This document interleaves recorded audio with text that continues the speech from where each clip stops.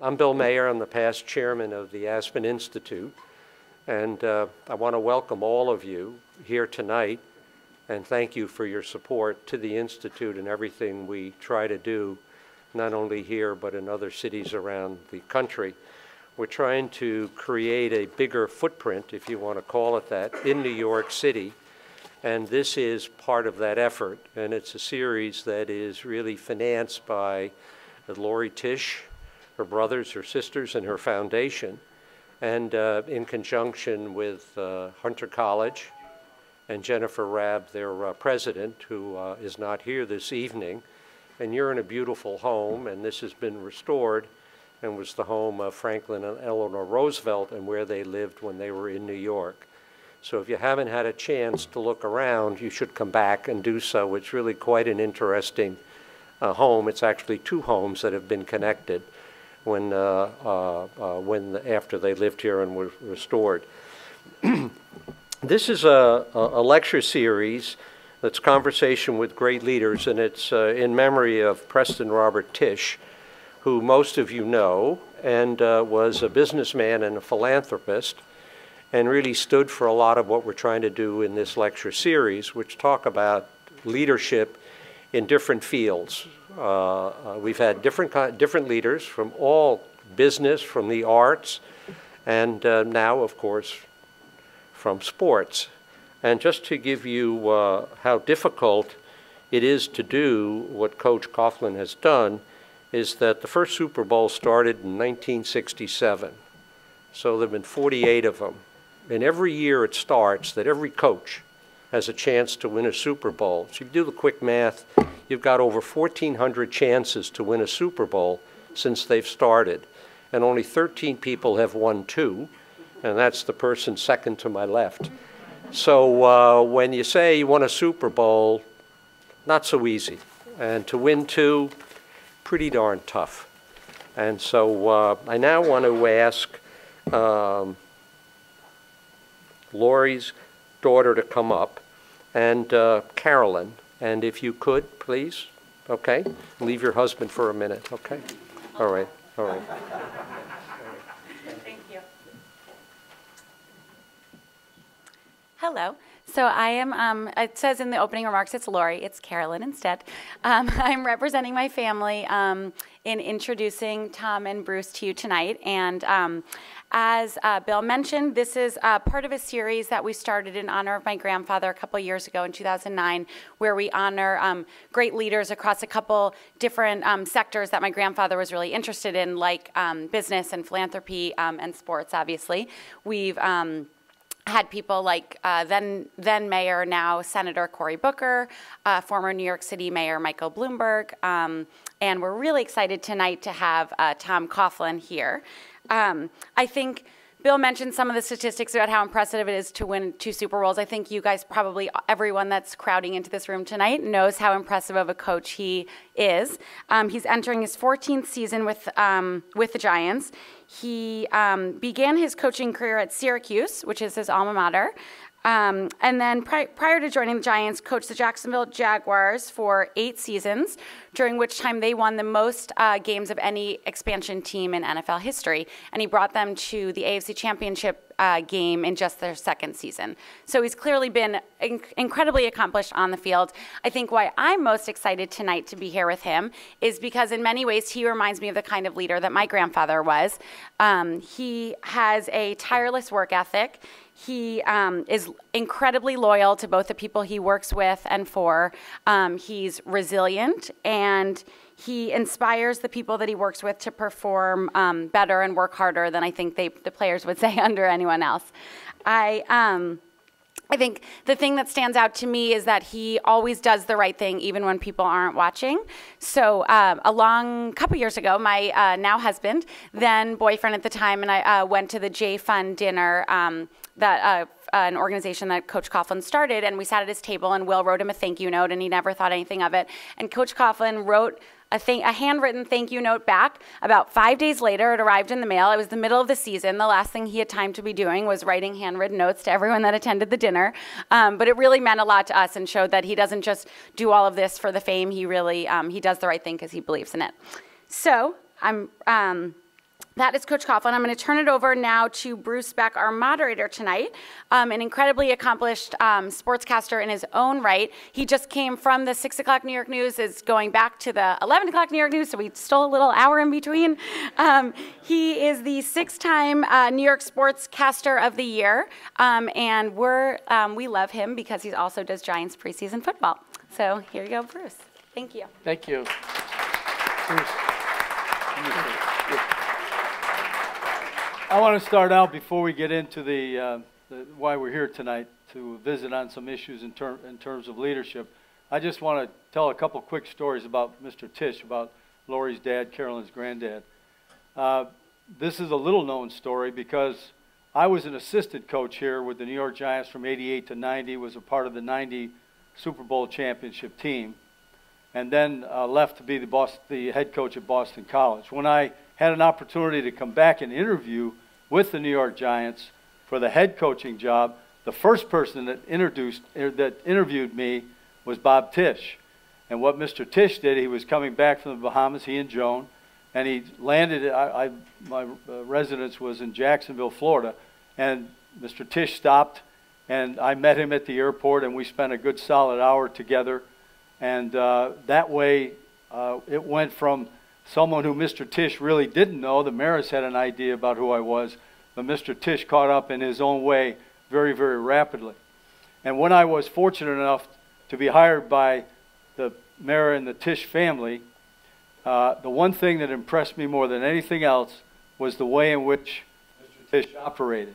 And his the way that he went about visiting with you and talking to you, even as busy as you could possibly be, to gather information about what was going on at the office, was he would stop by on Fridays and bring his sandwich in and put it across from me at the desk. I'd be at my desk, and Mr. Tisch would walk in, he'd pull a chair up, and he'd sit down, and he'd always want to know, you know, what can I do? What's going on? What do you need help with? What can I help you with?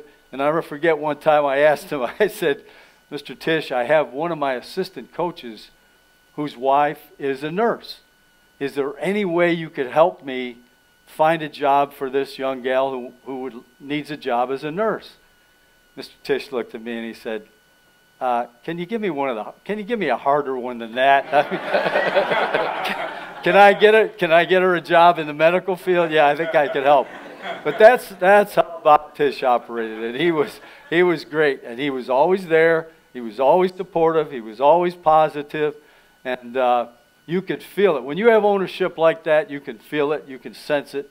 And of course, one of the real tragedies that happened during my tenure was to lose both Bob Tisch and Wellington Mara in the same within a month of each other in the same year. So I just wanted to say that because when Lori called me and I saw the Aspen Institute, which quite frankly I didn't know much about, but supported by the Tisch family, and this in memory of Mr. Tisch, wasn't any question about, you know, I'll do whatever you'd like me to do. You know, I can stand on my head here if you'd like. But I do want to warn some of you that I've heard those phones go off. It's a $5,000 fine. You do know. It's not much. Most of you can afford it, but if the phone goes off, just put your check right up here to the J Fund. I'm Bruce Beck. I hope to get in a few words tonight as well. I'll be your host and moderator tonight. This guy is one of the hardest working people you will ever be around. It's incredible. Thank you, Coach. If I'm getting paid by the minute, I'm doing it really well by the word, even better. I love Mr. Tisch, too. I mean, I remember going to his home for the City Meals on Wheels program and doing a feature on him once. And I talked to him about getting Giant tickets for a Super Bowl, and he said, "Bruce, if we make it to the Super Bowl, you're getting the tickets." And he always was gracious and had an unbelievable smile, and I love the man. So we're both so delighted to be here tonight to talk about leadership. And when I looked up leadership, I tried to find an actual definition. The best I came up with, it's been described as a process of social influence in which one person can enlist the aid and support of others in the accomplishment of a common task. I talked to Tom several times leading up to this program. we said you really can't define leadership. I mean, there's words like commitment and character and respect and patience and accountability. But Tom, there's no such thing as one word to describe leadership, is there? There is no one word, but Bruce, some of the examples that we'll talk about tonight perhaps will illustrate it more than anything else. But I think you mentioned respect, and the other word that was not mentioned is trust. That's a huge thing. If you're going to be a leader, okay, you have to respect those who are working with you. It has to be a common task, and there has to be the trust factor, because they're not going to go down that road with you when adversity strikes, and each team is going to at least face 3 forms of adversity throughout the course of any one year. Adversity does make you stronger. It's not a lot of fun. It's not a lot of fun. We've had a lot of it. We've done relatively well with it. But those individuals have to know that you are trying to do everything that you possibly can to make them the best they can be and your team the best it can be. And if you accomplish that, and they do believe in you, they'll follow you. Now let's go out there and beat the Seahawks. Come on. Tom was a closer game than you think it was. They only got 323 yards when they were here. I was just talking about the champs. Tom was hired as head coach of the Giants January 6, 2004. So let's go back for a moment to the interview process. How did you win that job? How did you handle their questions, Coach? They didn't get to answer it. So what I did was I prepared myself for this interview. And when we sat down, it was Ernie Accorsi and John Mara, when I told them I was honored to have an opportunity to interview for the illustrious head coaching position of the greatest franchise in the history of the National Football League, the New York Giants. And I said, if you don't mind, I will present my case to you by asking the questions that you would ask me. I'll answer them before you get a chance to ask. And that's exactly what I did. And the one thing that they wanted to know more than anything, which was representative, of course, of Bob Tisch and Wellington Mara, who were not at the interview, was how would I handle the process of selection of players? Because when I was the head coach of the Jacksonville Jaguars, I also had personnel. So I hired everyone that had to do with touching football, and I literally hired all of the players that came through the door to participate in our team. The one thing that I would go back with whatever's been said about Super Bowls and that type of thing is the word we. We accomplished everything. It's not me. It's us as an organization. And in the case of this, it was presenting to the Mara and Tisch family what I could do in the position of head coach before they answer the question. Could you work in a different system? Could you work with different people? Those were all things they wanted to know. They wanted to know if I could take, because our system with the Giants is general manager system. We didn't have a general manager with the Jacksonville Jaguars. I was, the individual who had those responsibilities. And they wanted to know, could I work under this system? The explanation was this. I always surrounded myself with the best people I could possibly find, and together we made the decisions that drove the franchise. It wasn't me. It's not about me. It never was. It's not about my ego. It's about us doing what is right for the franchise all the time, consistently, whether or not it's, my original thought or someone else's. Whatever is best for the franchise, that's what we're going to do. All right, let's jump ahead. Your third year, Tom, 2006. You went 8-8. You lost in the playoffs in the first round to the Eagles. It was the second straight opening round loss. They wanted to fire you. You survived, but you also did something else. You changed. I did change. I changed. Fire Coughlin. Get rid of Coughlin. He's no good. He's it's kind of like there's a guy that sits in one of the sections where I come off the field. I can't tell you the verbalization because there's ladies in the audience here tonight, but it's not pretty, okay? Well, that's what the media literally was saying about get rid of Coughlin. He's a no good son of a gun. He's not going to blah, blah, blah.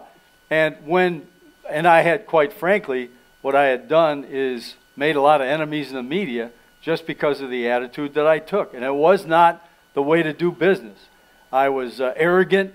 I was very short with my answers. It was obvious that I wasn't sharing information. And of course, it is an NFL rule. You have to share information. At least some information. Never all, but what transpired there was Pat Hanlon sat down with me. Bruce knows this very well, and we talked about it. And Pat said, "You're going to have to change, and you're going to have to do things in such a way that you can enhance your relationship with the members of the media." So what I did was we made appointments with each individual, all the beat writers, the TV people, whoever wanted a piece of this. They made appointments with me. They came to my office. We took the gloves off. I said, "Sit down. You tell me what your problems are with me, and I'll tell you what my problems are with you. And together, let's try to resolve some of these issues that we have to go forward.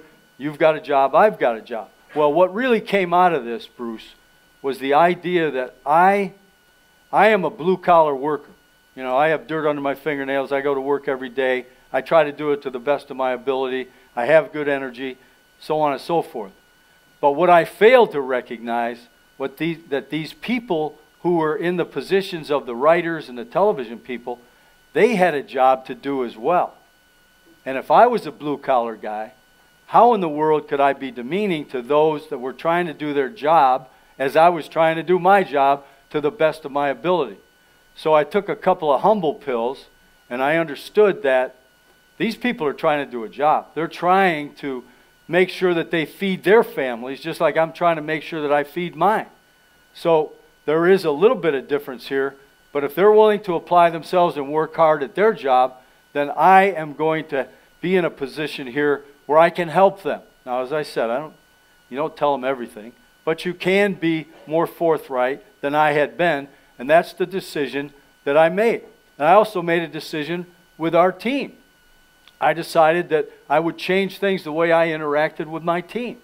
And I created what Bruce is going to talk about here, the Leadership Council. And this Leadership Council was an unbelievable concept because it made the players that were the key leaders on the team, the stars who everyone respected, it made them be the pieces in between Tom and the rest of the team. And it gave them a voice. And it gave them a chance to echo all of the things that they were unhappy with, and all of a sudden, there permeated a beautiful relationship. Well, it gave me an opportunity to communicate better with these players.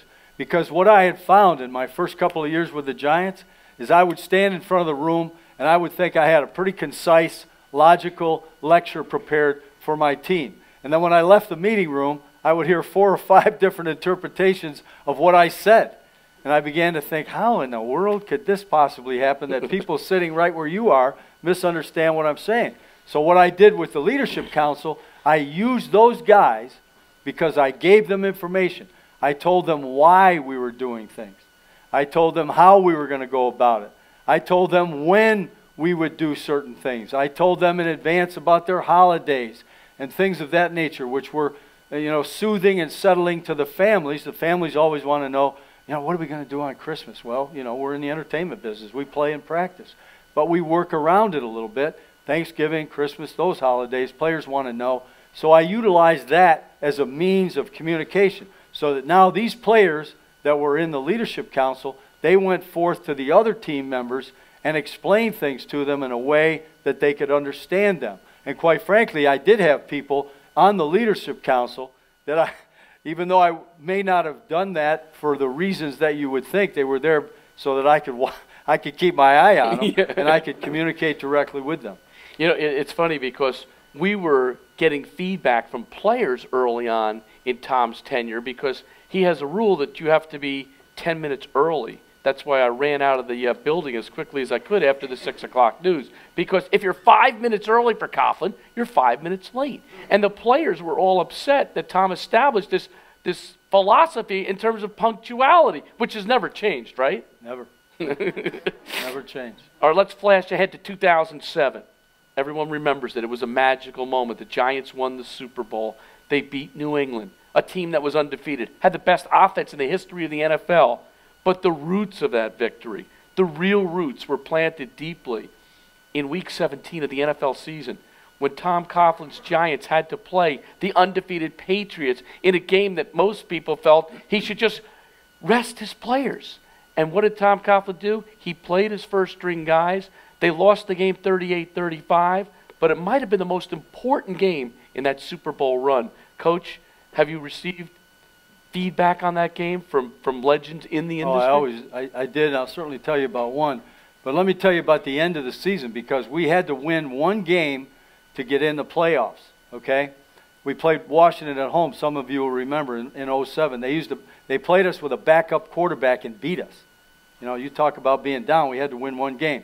We go to Buffalo. It's probably the worst weather conditions we've ever played in, and we played Green Bay would be right there, I'm sure. But we go up there, and in the course of one ball game, there were 40 to 50 mile an hour gusts. It rained, it hailed, it was an ice storm, and it snowed. And all the scoring was done at one end, and that was the end with the wind at your back. They took a 14-0 lead on us. And we've got to win this one, because the next game's against the Patriots. One of these games we have to win to get in. Well, we come back and we beat them, we get in the playoffs, blah, blah, blah. But now comes the decision, as you can well remember, the media. The media jumps on this. The media, oh, he should rest his players. He should rest them. And some said that we should play them, to be honest with you. Some said we should play our players. Why did we do what I told our team we were going to do? Because we are the New York Giants. And history will not record that with a team 15-0 going for an undefeated season, the New York Giants did not play their best. There was no way that I was going to be satisfied with that, and I knew our ownership wouldn't either. Now, was there a price? Yeah. We lost 2 starters. Now, they came back. O'Hara was hurt in that game as our starting center. Did not play the first game of the playoffs against Tampa Bay. Lost the starting linebacker, Kavika Mitchell, for that next game. But what we did, and it was a great football game, we took the lead. And this is the greatest offense in the history of the NFL with Tom Brady, but we had a big night as well. It was 38-35 was the finish. It was a game that went right down to the wire. The fans stood and cheered because of the quality of the game. When we came in the locker room, Strahan and the other players looked each other in the eye and said, we can play with these guys. We can play with these guys. And we would meet them later. I got a phone call that night. It was a message light the next morning when I came in on my phone. I picked it up. It was John Madden. And John Madden, in a broken voice, because he was very emotional, said, Tom, I wanted to call and tell you that you and your players have done more for the National Football League in that game yesterday than has taken place in this league in the last 10 years. You are what this game is all about. Football is about competitiveness. It's about trying to be the best you can be. It's about winning. It's not about resting your players and pulling all these shenanigans so that you think you're better off. It's about competition. It's about putting your best foot forward. And it's about letting your fans know, the legitimacy of the National Football League is every time you take the field, you're trying to win. And that was one of the nicest things I ever heard. As a matter of fact, I recorded it. I played it for our team. This is John Madden, who's won a Super Bowl, who has a 70% winning percentage as a head coach in this league. Probably never be. Maybe somebody will someday. But telling us that after all these years of being a broadcaster, it was one of the finest things he's ever seen done in the National Football League. And it's all about integrity as well, Coach. Integrity of the game. The integrity of the game. The Pentagon's calling for you, by the way. They need some leadership over there. And after that last answer, I think you'll be ready. All right, let's jump to another illustration. 2008, the Giants got off to this 10-1 start, and then Plaxico Burress, if you remember, shot himself in the thigh. The Giants had to go to Washington for a game. I remember racing there to cover the game, and the media was just waiting for Tom. How would he keep this together? How would he keep a group united after such a crazy and ridiculous and irresponsible incident? Coach, how'd you handle that one? Well, you just look people right in the eye and take it on the way you should, full speed. There was no, it was something that we're lucky he was alive, to be honest with you. He came within a very small distance of severing an artery when he shot himself in the thigh. But his season was over, obviously. Now, what was he doing there? He was inactive because he was hurt. so he wasn't going to travel with the team. Now, did he have responsibility the next day? Yeah, sure he did, just like anybody else. But he was not going to play in the game.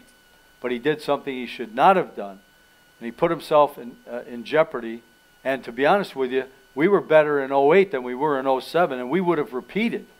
And it's not that Plaxico had an impact on our team from the heart and soul of the team, but there's no denying the fact that the man is a talented player. The year before, when we're in Green Bay, do you remember this? It's 24 below zero. He catches 11 balls, and Eli throws the foot, spins the ball like it's 75 degrees. You've never seen anything like it in your life. And Plaxico makes the double move into the safety blitz against the Patriots, and Eli lofts the ball in the air for the winning touchdown in Super Bowl 42. So this is a great football player. Unfortunately, not a great teammate, not a great team player at all, as indicated by the individual act that he pulled. But he hurt our football team because now, at that point in the season, even though we went down to Washington in a very emotional game and beat them, Joe Gibbs and his team, other teams now had a chance to prepare. And they looked at our team. They saw some imbalance. We no longer had the great X receiver. They started to load up on the other side, plus play the run, and we got knocked out in the first playoff round. By the way, you held Clinton Portis in that game to a season-low 22 yards. You played a great defensive game, and there was a lot to be proud of. But it was more about the way that you guys were, staying together as a unit, at least for that ball game. Well, we stayed together. We just came up short in the playoffs. So 2010, Tom, the season ends. You're 10-6, second straight year missing the playoffs, and here it goes again. Fire Coughlin. There's all these sounds. Everyone is calling for your head, and yet 2011 comes along, and you go in and you make another run. What was the philosophy? How did you get this team back? How did you build in the philosophy of all in? What was the mantra going into a year where after you've had disappointment and people were again looking for you? Right. Well, our entire team obviously had a little chip on their shoulder based on what had been said and the fact that we didn't get in the playoffs with a 10-6 record. That's very rare. But what happened in that regard was it became an illustration that I'm actually trying to get the press to talk about firing me again, because when they do that, we win. So, but what happens with that team is, as you remember now, we're floating along, and it's, we've got first place in our division, but it's very close, very tight. And we play the New York Jets. It was their home game at the stadium, and we have to win 2 in a row to get in, literally to get in the playoffs. And you remember, you asked me how it happened. Well, a 99-yarder before the half, Manning the Cruz helped a lot in that game against the Jets. But we won that game on Christmas Eve, and that set up Dallas coming to town. We had to beat Dallas to win the division and to get in. But when we did that, when we beat Dallas and got in, we were playing as good a football as we had played all year long, and it was at the right time. And as we went through the playoffs, the players, I had always taken this leadership council of ours, and one of the things I asked them to do, particularly in times when things aren't going that well, is you guys have to be responsible for practices. You make sure our practices are championship level. They said, we will, Coach. We get in the playoffs, and all of a sudden, no distractions, everybody's on the same page, everybody's focused, and they came up with the mantra, all in. All in meant every one of us is going to give it everything we've got to be the very, very best we can be. And we go through again the Green Bays. We go through the San Francisco game. Lori was just talking about that a minute ago. In the mud. We go out there in the mud. And I'm on the sideline. I'm actually wondering if either offense can move it at all. It's one of those games. They can't move it. We can't move it. How's it going to happen that we win the ball game? Well, we strip the ball on the punt coverage. The ball comes out. Jaquan Williams dives on the ball. We set it up. We move in front of the goalpost. We got a muddy spot to put the ball down. We take a delay of game. The ball goes back. It's green grass, perfect. Put it down. Lawrence Tynes kicks the winning field goal, and we go to the Super Bowl in Indianapolis against, again, the New England Patriots. But what I'm trying to say is they were the best practices that I had ever been around, and it was because the team decided that we knew we were good. We knew we were capable of winning it. We're a 9-7 team in the playoffs. We knew that we were capable of winning it all. And if we, stuck to our business and prepared the way we knew we could win it, and we did. So we could talk a lot about those two magical runs, the victories over the Patriots in Super Bowl 42 and Super Bowl 46. But when I look at Tom's body of work and I see the job he did last year, he might have done his best job because the Giants were 0-6. When teams are 0-6 in the National Football League or in other sports, you usually go basically in the toilet. I'm telling you, teams go south, and everybody was starting to doubt them. And yet the Giants all of a sudden mustered 4 straight wins, and the team stayed together. You never heard talk that, everyone was breaking apart. Everyone believed in one another. Even John Mara at Tom's J-Fund fundraiser got in front of the room and said, damn it, we're going to do it. And that's the attitude there was. Do you think sometimes we overlook seasons like this, Tom, where somehow you keep a group focused on the task at hand? I don't know if you overlook it, but the thing that's important about knowing what happened with that team was no one expected this. No one expected to play as poorly as we did.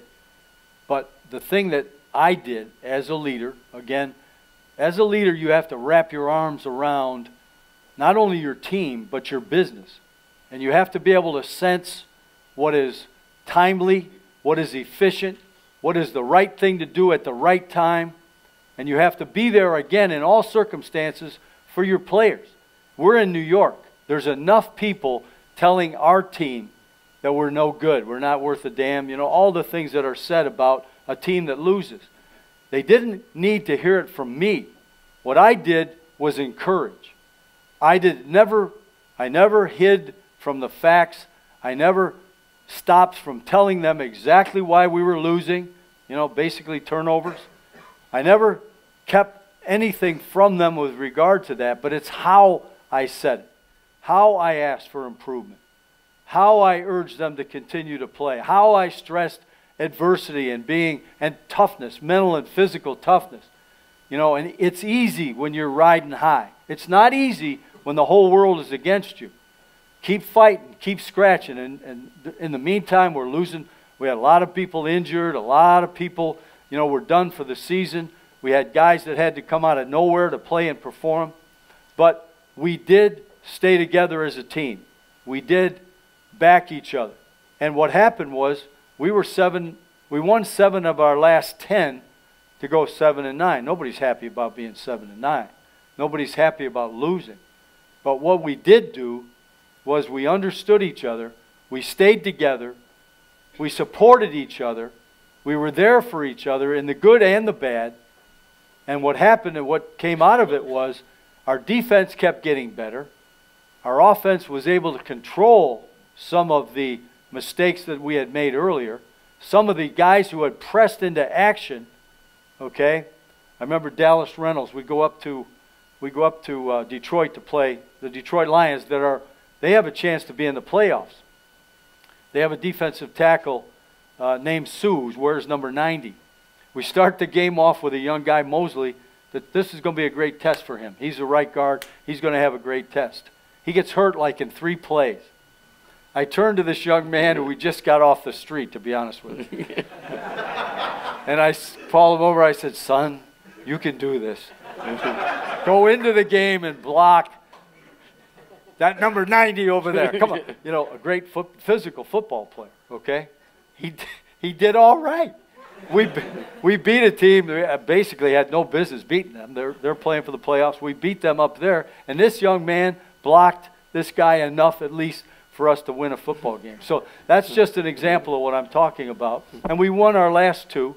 When we won the last one at home, when I brought the team together after that, I said, look, get your heads up. You're 7-9. You won 7 of your last 10. I'm not going to talk about the 0-6 start. This is not the time or the place for that. But what we did accomplish, you can be proud of here at the end, even though no one is going to understand from which we came. Speaking of that big guy that you talked to and tried to con it to the fact that he was better than he was, you always talk about being ready.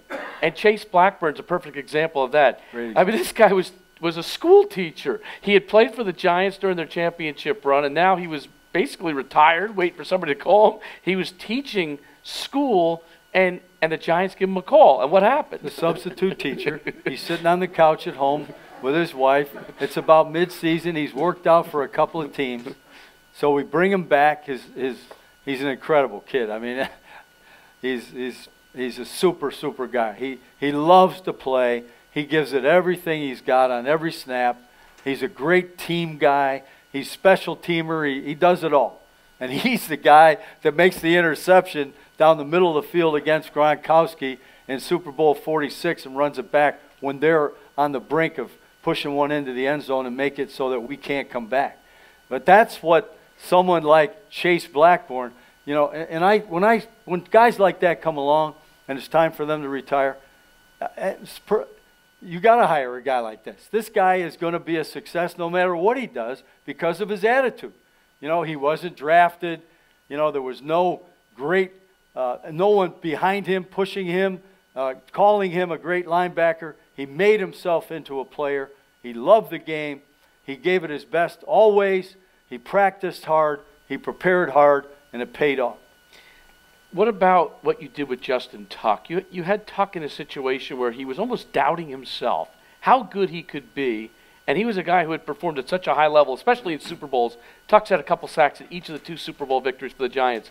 But I think you were the one that finally talked Tuck into realizing that he still had good football left in him. How were you able to call him in or talk to him and get a high level back out of Justin?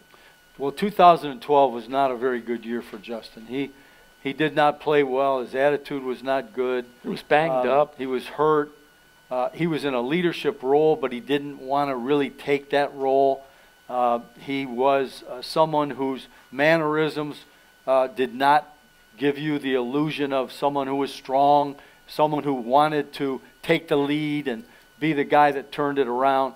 And we just had one of those talks in the off season, you know, and I talked about everything. I talked about his body language, his demeanor, his attitude, the fact that he was a leader, that many times he had wanted to talk rather than do. I'm for doers. My big deal is don't tell me, show me. You know, I know about how great everybody is. I read all that stuff. What I want to see, I want to see it. I want to see you do it on the field, do it consistently.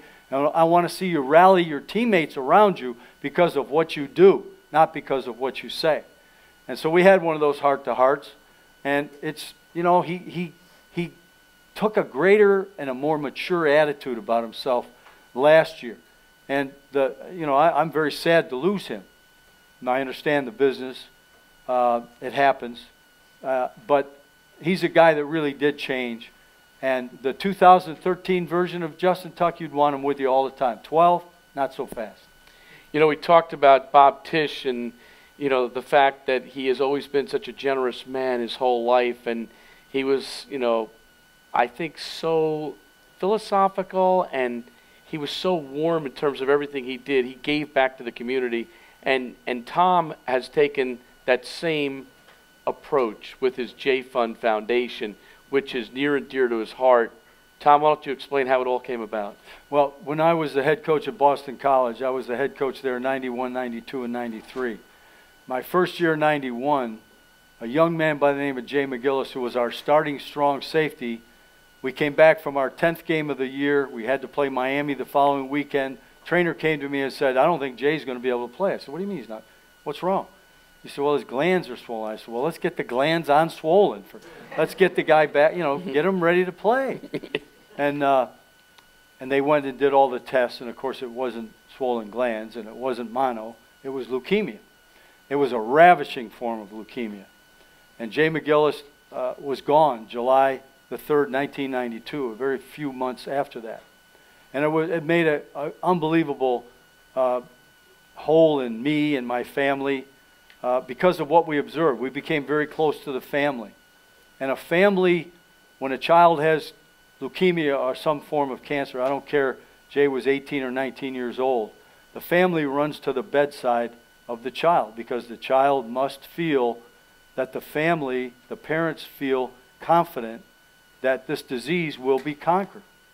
And it wasn't any different in this case. And we were at the bedside with Jay and his family throughout the entire ordeal with the disease. I had a GA by the name of David DeGuglielmo, who's the offensive line coach now for the New England Patriots. And every day at noon, David would get the car, boom, he'd get the car, boom. I'd come down the elevator, walk out the door, jump in the car, ride down to Dana-Farber, and go up and visit with Jay for a half an hour or whatever. You know, talk about the day, talk about different things. And when he had the bone marrow transplant, he called me, and he said, "Coach, do you know?" And I said, "Yeah, I do know.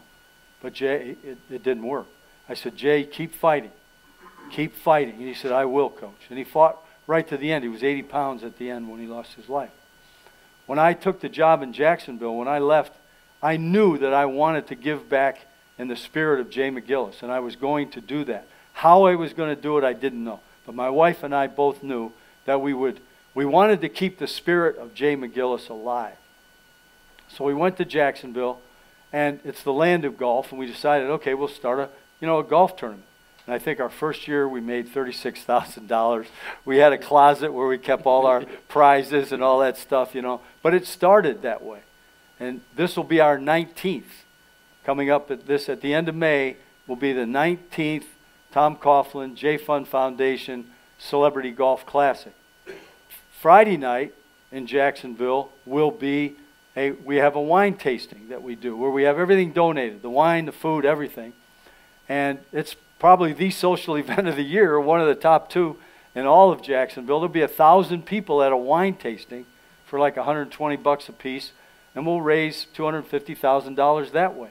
We have a Champions for Children's dinner here in September or October, however the calendar falls, which the Tisch family has been very, very, very gracious.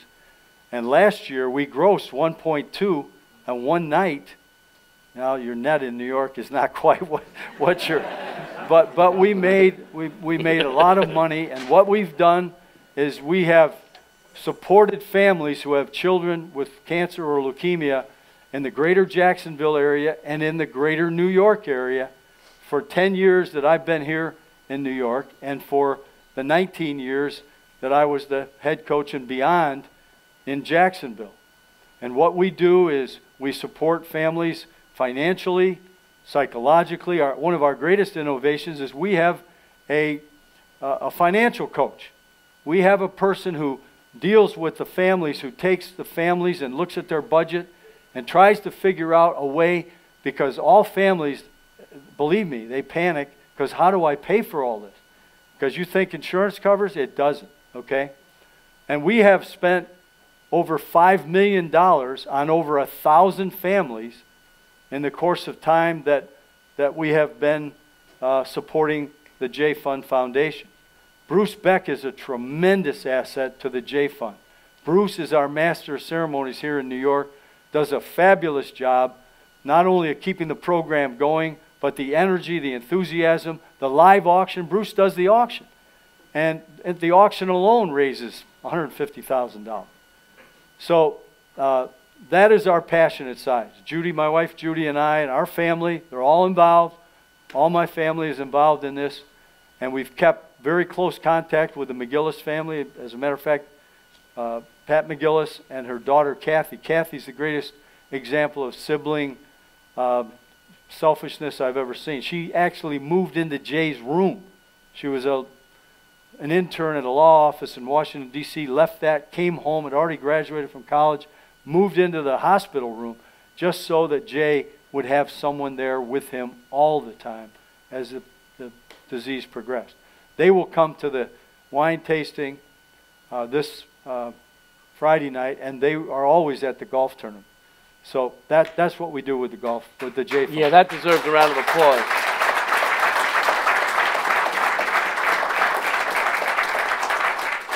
Philanthropy, that's the word that I was looking for earlier for Bob, and Serve. Yeah, unbelievable stuff. I love that night. It's a hard night, but it's all about preparation and introducing all the giants that are there to support Tom. And before we take some questions, I want to talk a little bit about preparation, because, you know, I live by that code, and Tom obviously does. And there's a great quote from Muhammad Ali. He says, "The fight is won or lost far away from witnesses, behind the lines, in the gym, and out there in the road, long before I dance under those lights. That quote's in Tom's book, Earn the Right to Win. And it really does say, in every way, Tom, it's not about being told how great you're doing your preparation. It's about doing it. Doing it. You got to do it. And the thing about pro football everybody sees Sunday, you never see during the week. It's a hard job now. His wife never sees him. It's a hard job. These players in the old stadium, before we got our new building is fabulous, but before the new building, we were in a concrete block stadium, downstairs, no one could see you, little weight room. That was our off-season, program. Of course, we have an extravagant, beautiful weight room now and an indoor facility and all the things we need to train with. But professional football is a tough, hard job. Every day, those guys go through, hours of practice, hours of jog-throughs, hours of meeting time, all to be prepared, to be the best prepared when you play the next opponent. And our goal is always to out-prepare the team that we're going to play. Because if you do that, here's something that I'll share with you about our 2 Super Bowls. I sleep well the night before the Super Bowl in both cases because we have prepared so well and practiced so well. I don't know if we're going to win, but I know we're going to play well. And we have played well. Probably 2 of the greatest games in the history of professional football were these 2 Super Bowls that we played. And they came to the last play of the game, both games. And both games ended, Brady throwing the missile up and us defending, which was, you got a lump in your throat now when he's got the ball. Even if it's 35 seconds left, you got a lump in your throat. But preparation is the key to success. And everyone wants to live on top of the mountain, but all the joy, all the excitement, all the satisfaction comes from the climb. The climb.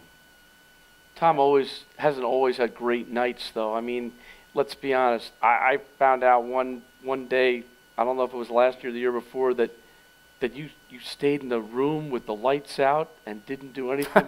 What the heck were you doing? That's after a game. You lose a game in this league, especially the older you get. Did you sit in the chair all night? Most of it.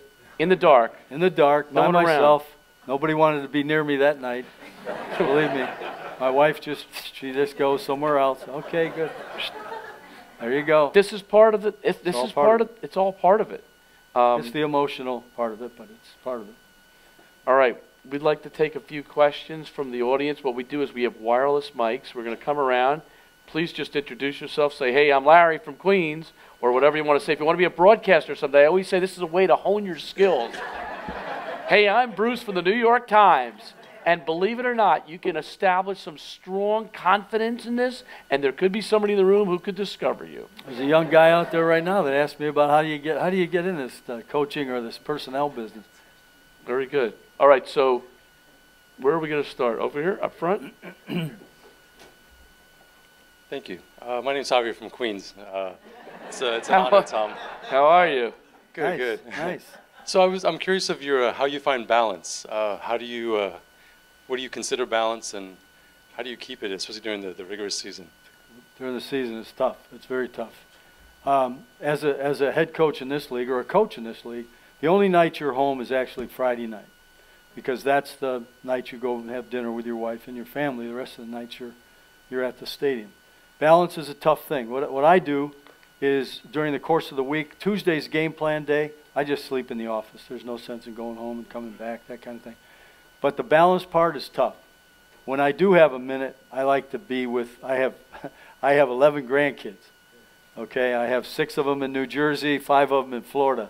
And they will come up for a game, but that's where I end up trying to spend my time when I'm not working, is around my grandkids. His balance comes from Judy Coughlin, who is the star of the show. Don't let him tell you otherwise, okay? Behind every great coach, there's a great woman, and she is the best. And she keeps him in line. If it's time to tell him something, she'll say it, and if it's time for him to sound off, she'll just listen. She just knows. How many years of marriage? 47 this summer. Better get that correct. All right. She's awesome. Next question. You could bring that up the middle. Raise your hands again for a second. Okay. Yep, that's good. Coach, There've been enough moves made so far. What is your impression of whether the team has advanced or moved backwards? No, well, we're in transition, there's no doubt. We have a lot of outstanding players that are in that 10-year area, you know, that at some point in time aren't going to be able to perform at the level you want them to. That's just the nature of the business.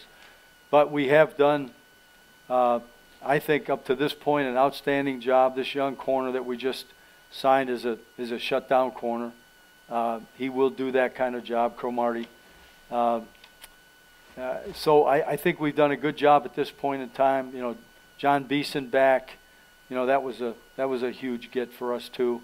We just brought Mario Manningham back. He's the guy that made a play that'll go down in history as one of the great catches of all time in that Super Bowl 46 game. We still have a lot of work to do. We've lost some players that I feel very badly about. Tuck. We lost old Boothie, Kevin Booth, to Oakland as well. Oakland's a team that had incredible amounts of money that you have to spend. Half our team ends up in Oakland. But Booth there's nothing like this guy. He's a great person. He's tough. He's hard-nosed. He's versatile. He plays center. He plays guard. But and so I'm very, very disappointed, sad to lose him. But I think we're making progress. We have more work to do. We need to take the innards of this group of guys and get them back on track. Eli obviously has got to have a very good year coming back, and I do believe he will. All right, next question. Right up front here. Oh, yeah, you're up, and then he'll be next. Kai from Brooklyn. I'm not sure where this stands, but are you for or against a game being added to the Thursday night schedules? And if so, or if not, how does that affect just the players and the league and overall? Well, the interesting thing about it is in doing the statistical research, there's no more injuries in Thursday night games than there are on Sunday games. One of the reasons for that, though, is the drastic adjustment that you have to make in order to be able to play on a Thursday night. For example, you really can't practice. If you practice 1/2 of a practice maybe. But, you know, you play Sunday, they have to have a day off. That's Monday. If you're going to play Thursday, you got to do something on Tuesday because Wednesday is the day before the game. So you don't do a lot. But you know, we're in the entertainment business. And the NFL, people, thank God, can't get enough of it. So behind closed doors, I might tell you a different story about what I think about, you know, being so concerned with safety and then playing on Thursday night. But there aren't any stats to back up what you would think would be a definite reason to question whether or not it should be done. Good question. Yes, sir. Oh, I live in Manhattan. How are you? Good. In the last few months in the NFL, there's been a team investigated for hazing. There's also been the first openly gay player entering the NFL draft. What is the culture in the NFL locker room right now? What went wrong in the former situation, and what could go right in the latter? You're talking about what went wrong in Miami? I wasn't there, so I can't tell you what went wrong, but evidently what may have been starting out as an innocent thing developed into something that was not. You know, there's a huge, in education today, a huge drive to eliminate bullying and all those types of things, and it's the right thing to do. We've had examples. The rookies are always subject to some form of, you know, being allowed to wrap your arms around them in the various meetings. They could have to go get cold drinks for the rest of the guys in the room, or, you know, bring sandwiches on a Saturday morning, which is typical of the indoctrination that comes with being a young guy in the league. But they went too far, obviously, and there's no place for that. All right. Sure. This young man. My man, right there. Daniel from Manhattan. Way to go, Daniel. Hey, Speaking of being a leader, like, what do you do when you have like a bad loss, or it's like the ref's fault? That happens a lot. Like, do you go around cursing and bang your head against the walls, or what do you really say to them? Daniel, I just hope you can't read lips. That's all. It's a bad thing, you know. We're looking for a weekend sports anchor, by the way. the bad loss thing is that's a tough one. You know, is there an official involved? There's a formula in this league where you send plays into the league office and they look at the plays and then they send them back, and usually they tell you, you're right, you're right, it was a mistake. What are you going to do about it? The game's already lost. Thanks a lot. You know, that and $1.50, I'll get a cup of coffee.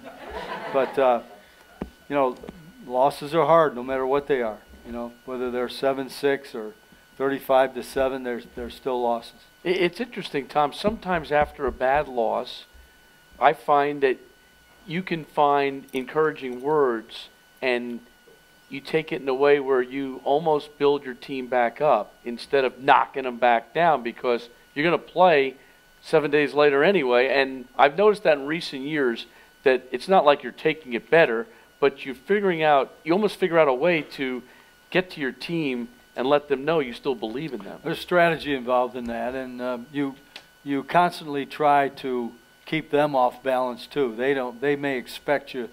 It's like the one I remember is in 07 when Washington, that game I was telling you about, we lost to Washington at home, backup quarterback.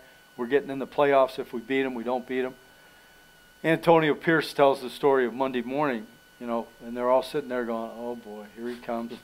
He's going to rip our butts for what happened yesterday. I walked in and I said, well, you got it down to one game, fellas. Win one game, we're in the playoffs. That was all I said. They looked around at each other.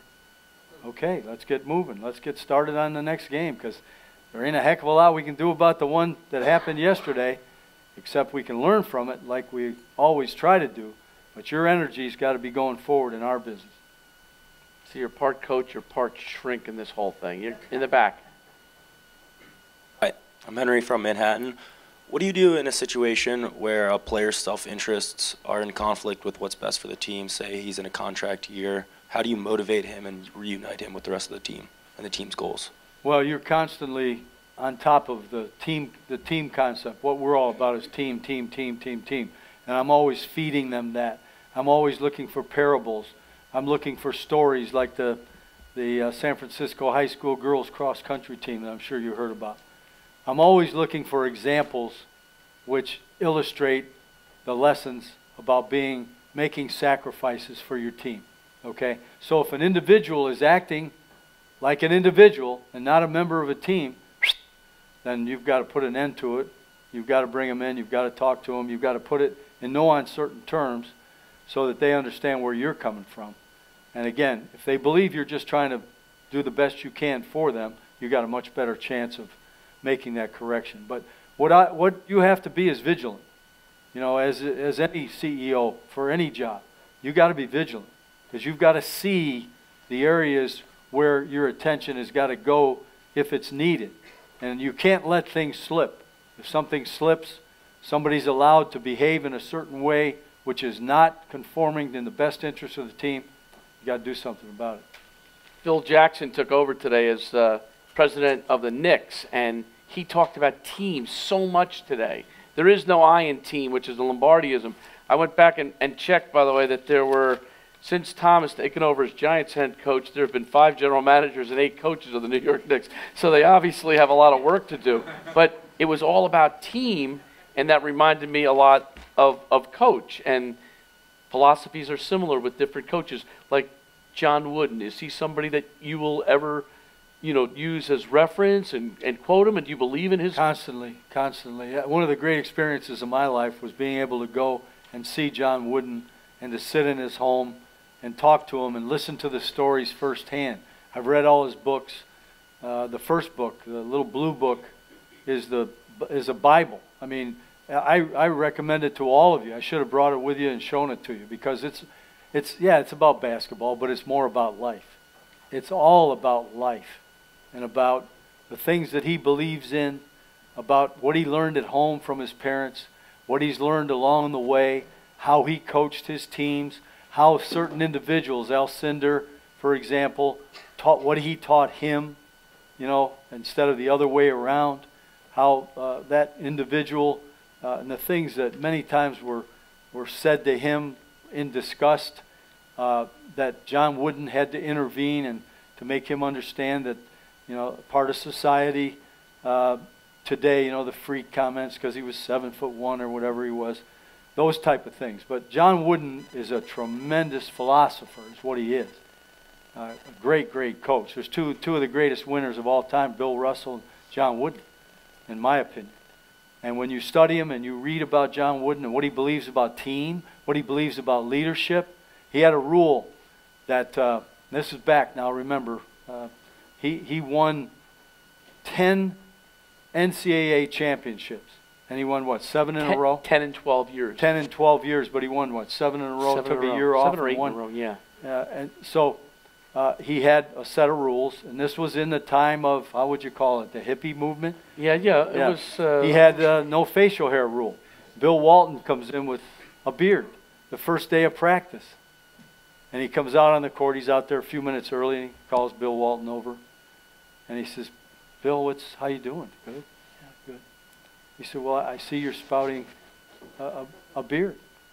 And he said, yeah, Coach, I believe in my individuality, and I'm trying to represent something. I'm trying to make a statement here, and I think I can best do that with my beard. And John Wooden said, you know, Bill, we really have enjoyed working with you, and we're going to miss you. we're going to miss you. It was about 20 minutes before the first practice. Walton beelined into the locker room, shaved the mustache and beard off, and he went out there because Wooden meant what he said. Wow. You know, he just meant what he said. He still went to the Grateful Dead concert that night, by the way. He saw more Grateful Dead concerts than any other basketball player or human being ever. Is there a lady here? Yes? We'd like to take a question.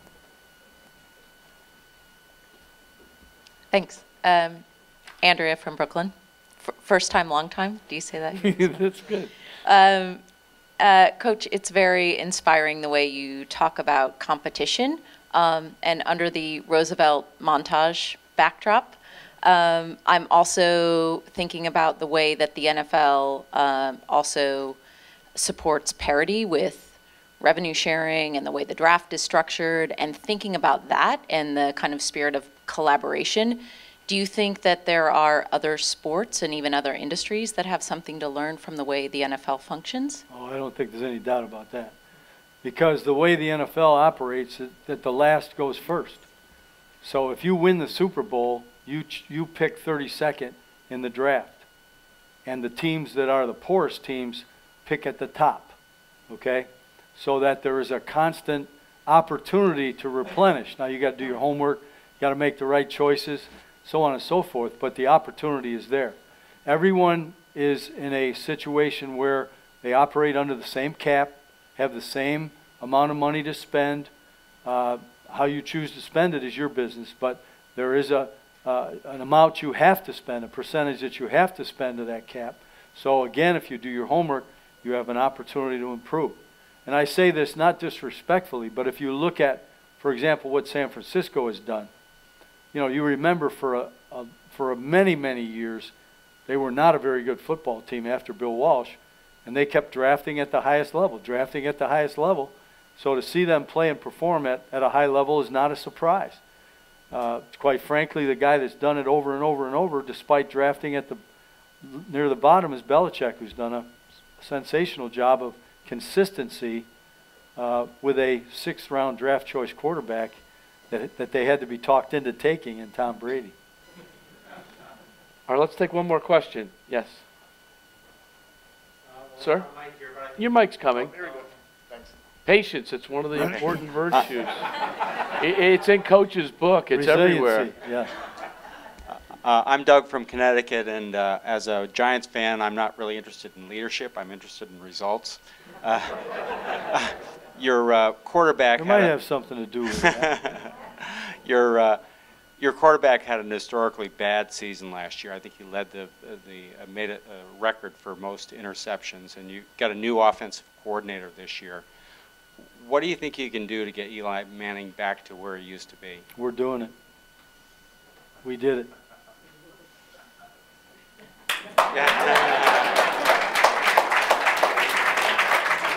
Where's your follow-up question? We'll start, you know, he's already got material. You know, I know you don't understand anything about this new CBA, but no player can be in the building and coached until April 21st this year. The draft has been moved back. It's crazy. Used to have 10 offensive linemen around all year long. You know, those guys bring their lunch bucket, they study, they work out together. Can't do that. You know, so there's all kinds of things in place. But we'll get him back on track. There are some issues that have to be solved. We're trying to solve them. But I'm very confident that he'll play at the championship level again. Final question for me, Coach, is on goals. It's on goals, and there's a great quote in your book. It's using Michelangelo, who I never knew he was a wideout for the Steelers. But anyway, it says the greatest danger the greatest danger for most of us is not that we aim too high and miss. Rather, our aim is too low and we make it. Could you expand on that? Daniel, tell me what that means, Daniel. You've got 30 seconds or 40 seconds, Coach. Could you just give me a follow-up on that quote? Because I love it. Aim high. Aim high. What I tell my team, if you're not here to give everything you've got to win the world championship, you're in the wrong place. Only one factor, okay? Everybody, 32 teams start out. The goal is to win the world championship, Super Bowl 49. That's the only goal. How do you get there? You win your division. That allows you, for sure, to be in the playoffs. Sometimes when you don't win your division, 10 wins back in 2000 and, what'd you say, 10? We don't get in. So you have to have a means of getting there, and that certainly is a part of the goal. But the goal is to be the very, very best you can be and the best team we can be. And you have to provide everything you possibly can, the great effort, in order to get there. And if you'll do that, then we are going to aim high, and we're certainly not going to aim low. Antrell Roll, who was, one of the best players and certainly one of the best leaders on the Giants, was asked yesterday about when potential players come in that are free agents, what does he tell them about Coach Tom Coughlin? And he said yesterday, quote, he's a stand-up guy and he cares about what kind of man you are. I think from this evening's presentation, you found out what kind of man he is. So I want to say that, I love doing his J Fund Foundation, and I consider him one of my dearest friends, and I have as much respect for him as anybody, except for my dad. I respect Coach Coughlin as much as anybody in the world. And we want to both say that it's been an honor to be a part of the Aspen Institute Leadership Series, conversation with great leaders, and in memory of Preston Robert Tisch. Couldn't be any better than that. Couldn't be any better than that. Thank you. Any better than that.